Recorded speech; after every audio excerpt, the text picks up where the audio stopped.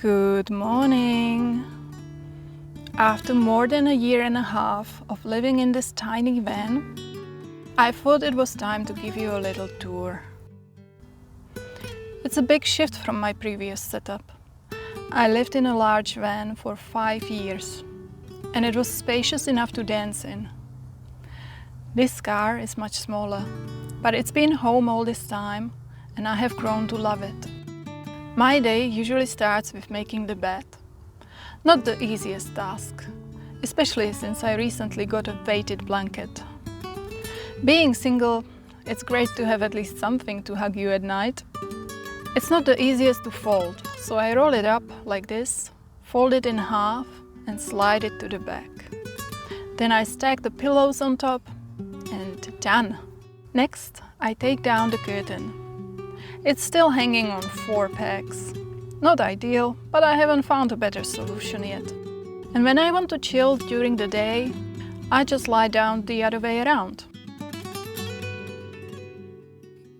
One thing that's really important to me is being able to move from the back to the front seat without stepping outside. I have practiced it enough that it's a second nature now, and going back works just as easily. I have made a few upgrades recently, starting with the bed. I originally used a wooden sun lounger with a foldable mattress, but the lounger creaked terribly. Every time I turned over, it woke me up, and the slats bent unevenly, which started hurting my back. The mattress wore out quickly too, so I replaced it with a proper one from Clark Rubber for $400. They even cut it to size for me. I left the old one in the store, hehe. Later I found a lightweight aluminium lounger at Amart Furniture.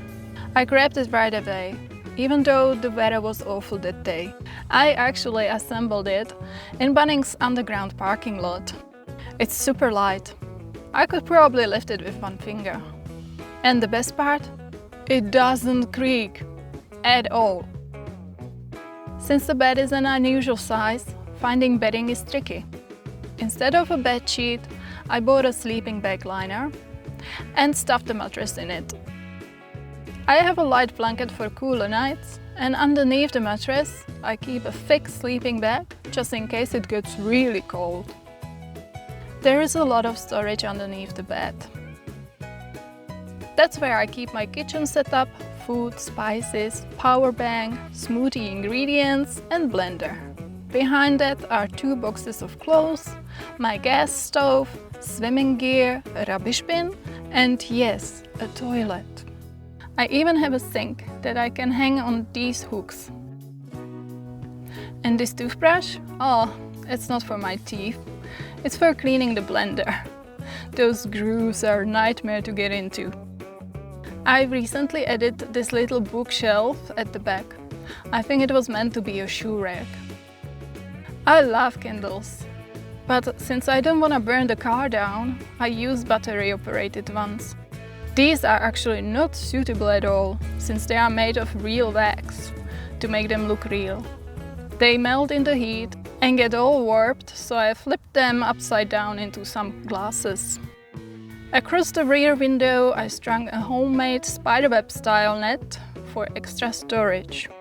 Oh, don't look too closely over here, it's a bit messy. To hang up my clothes, I use this big black bag. It holds quite a lot and keeps things looking tidy. Around the back, I have got a hanging organizer. Apparently meant for shoes, though whoever thought white was a good color for shoes clearly doesn't wear shoes. In this box I keep all my swimming gear. Snorkel, fins, wetsuit, here is my drinking water and laundry bag. There is the weighted blanket again, and I have hung a bag of shoes above it. The ceiling already had holes in it, so I added some wall plugs and hooks. It's not the prettiest solution, but I really needed the storage. In the corner, I keep the paddles for my paddleboard, which lives on the roof. Here I have a long paddleboard pedal. I might sell it because I prefer using my kayak pedal, which splits into 2 and stores more easily. On the other side of the car I stash my solar panel, It falls out every time I open the door. And I keep a hoodie here in case I'm cold at night. There is more storage in the back.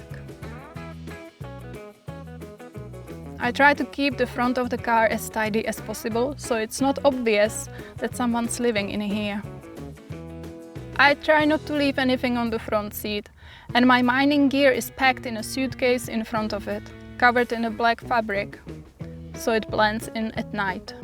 I think that's everything. Let me know if I missed anything. Now for the big question. Do I regret not getting another big van like I had in New Zealand? My friends certainly predicted as much. But honestly, not at all. Sure, there are things I miss, like being able to stand up and get dressed easily. But what I miss most is the kitchen. My old van had a proper kitchen, and I used it a lot. Here I don't cook much, to be honest. I can, even indoors if I need to, but it's not very convenient. Mostly I make salads or use public barbecues. One letdown: in New Zealand I could buy roasted veggies like potatoes, sweet potatoes, pumpkin at every supermarket. Here they don't have it. But all those small inconveniences are outweighed by the positives. Mitsi, that's my car, is beautiful. She's not some rusty old van that makes people want to call the cops when I park near their house. Most of the time, no one even notices her. I also really enjoy listening to music while driving, something I couldn't do in the old van. The wind noise was awful, and so I hardly heard the radio. Now I can finally enjoy my tunes again. Another huge plus is that Mitsi fits into underground parking, so I can hide in the shade on hot days. With my old van, that was impossible. I almost got kicked off a ferry once because they thought it won't fit. And best of all, Mitsi is a four-wheel drive. She takes me to places my old van never could. So no, I do not regret downsizing. I'm really proud of how I have made this little car work. I think I have done a great job, and I'm excited for a few more happy years in this tiny home. And this is how I relax in the evening. I love the candles. Here is my tablet hanging on a coat hanger. And if you haven't seen Flow yet, I highly recommend it. It's a beautiful film, no dialogue, just pure emotion.